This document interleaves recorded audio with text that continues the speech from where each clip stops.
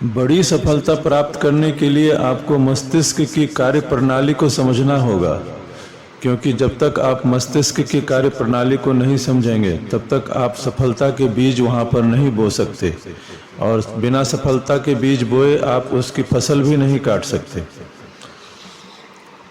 आपका मस्तिष्क किसी बड़े कंप्यूटर नेटवर्क के सीपीयू के तरह है, और इसमें कई ऑपरेटिंग सिस्टम हैं और कई प्रोग्राम हैं, और अंदर आने वाला हर डाटा बाकी डाटा को प्रभावित करता है। अंदर आने वाली सारी जानकारी तत्काल डाटा को प्रभावित करने की स्थिति में होती है, और जिसे प्रोसेसिंग करने वाला व्यक्ति अलग निष्कर्ष पर पहुंच सकता है। नई जानकारी चाहे सही हो या गलत, हर क्षेत्र में कार्यों को तत्काल बदल सकती है। इस बात को अच्छी तरह समझ लें। आपका अवचेतन मस्तिष्क भी है जो किसी भी लक्ष्य को हासिल करने के लिए आपको अपने अवचेतन मन में उसके बीज बोने होंगे। आपका प्रमुख काम इस यूनिट की प्रोग्रामिंग दोबारा से करना है। यह प्रोग्रामिंग इस तरह से करें कि आप जो सोचें, महसूस करें और जो यकीन करें, ठीक उसी चीज का मेंटल इक्विवेलेंट बन जाए जिसका आप अनुभव या आनंद लेना चाहते हो। आपके अवचेतन तक पहुंचने के पोर्ट भी भीतर भी होते हैं और बाहर भी होते हैं। आमतौर पर आप अपने विचारों, मानसिक तस्वीरों, कल्पना और भावनाओं से पूरी तरह प्रभावित होते हैं। बाहरी तौर पर आप अपने परिवेश के हर चीज से प्रभावित होते हैं जो आपके चेतन मस्तिष्क में दर्ज है, और आप हर उस चीज से भी प्रभावित होते हैं जो आप करते, कहते, सुनते, देखते और पढ़ते हैं, और खासकर उन लोगों से जिनके साथ आप ज़्यादा उठते बैठते और बातचीत करते हैं, आप ज़्यादा प्रभावित होते हैं। और इनमें से कोई भी प्रभाव किसी एक या अन्य प्रभावों को प्रेरित कर सकता है, और इन सभी के तालमेल के कारण ही आप अपने वर्तमान स्वरूप में हैं। उन्होंने ही आपको अपने जीवन के हर पहलू को ऐसा बनाया है या बना रहे हैं। जब आप किसी कारण कोई विचार सोचते हैं तो अक्सर किसी दूसरे विचार या चेतना की धारा को प्रेरित कर देता है, जिससे आप मूल विचार से काफी दूर पहुंच जाते हैं। आपका मस्तिष्क किसी तूफानी नदी की तरह भागता है और आपको अपने लक्ष्यों की ओर या उनसे दूर भी ले जा सकता है। आप अपने लक्ष्यों की ओर जा रहे हैं या लक्ष्यों से दूर जा रहे हैं, यह आपके मानसिक नियंत्रण पर निर्भर करता है।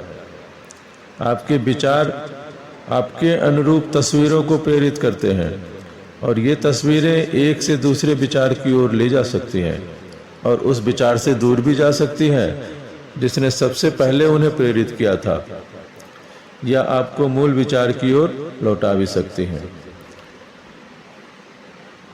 तो आप यह समझ लें कि आप जो भी विचार सोचते हैं और अपने मन में जो तस्वीरें देखते हैं, जो भावनाएं महसूस करते हैं, वे अपने अनुरूप शब्दों और कार्यों को प्रेरित करती हैं।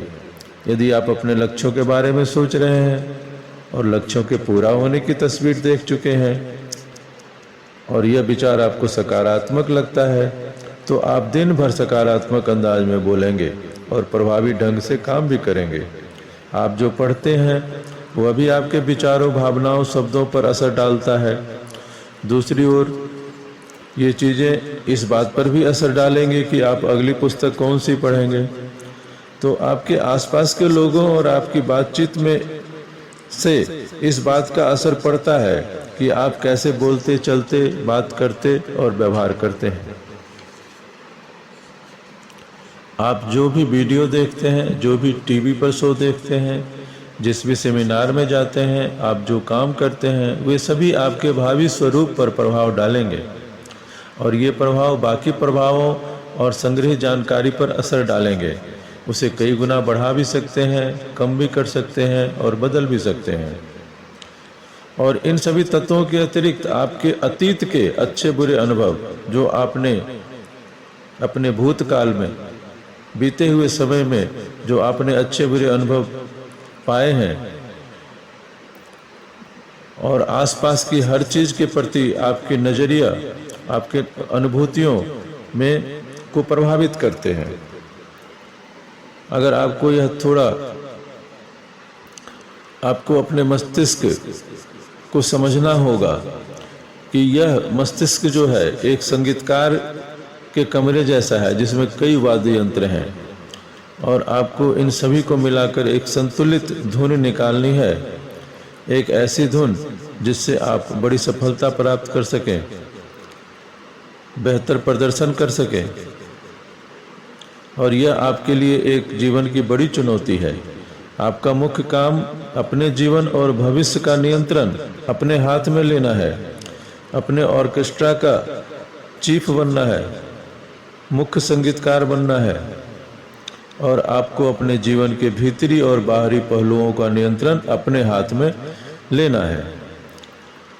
आपको इन सभी से अपनी चुनी हुई केंद्रीय विषय वस्तु के चारों ओर तालमेल में वाद्य यंत्र को बजाना है, और आपका काम अपने जीवन के साथ सुंदर संगीत बजाना है और अपने जीवन को महान सफलता में बदलना है। तो इस प्रकार आप अपने मस्तिष्क को नियंत्रित कर सकते हैं।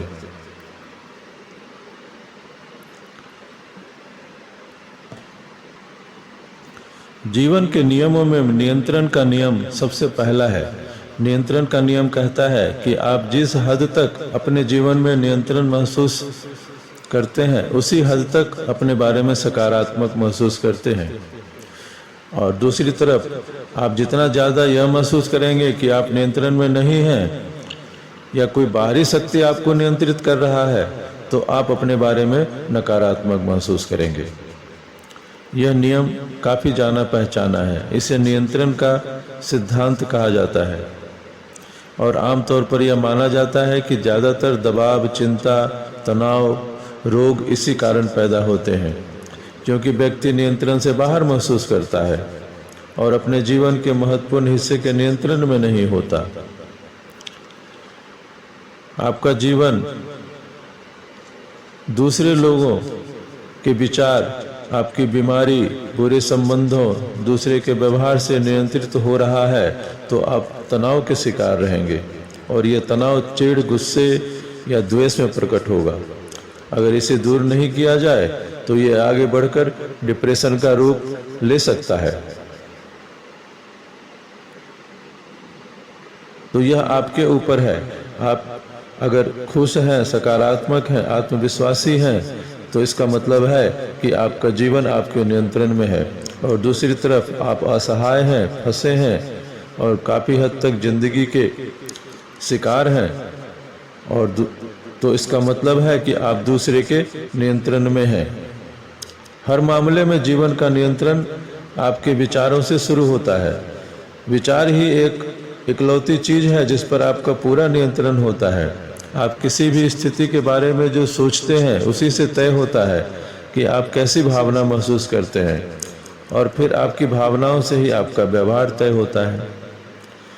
तो आत्म अनुशासन, आत्म विजय और आत्म नियंत्रण यह इस बात से शुरू होगा कि आपके विचारों का नियंत्रण आपके हाथ में है। तो अपने विचारों का नियंत्रण सबसे पहले अपने हाथ में लें। कोई भी चीज़ और कोई भी व्यक्ति आपको वह चीज़ महसूस नहीं करवा सकती जो आप नहीं चाहते, और कोई भी आपकी सहमति के बिना आपको हीन नहीं महसूस करा सकता। अगले वीडियो में हम यह जानेंगे कि ऐसी स्थिति को नियंत्रित कैसे किया जाए जो जीवन में तनाव या दुख पैदा कर रही हो।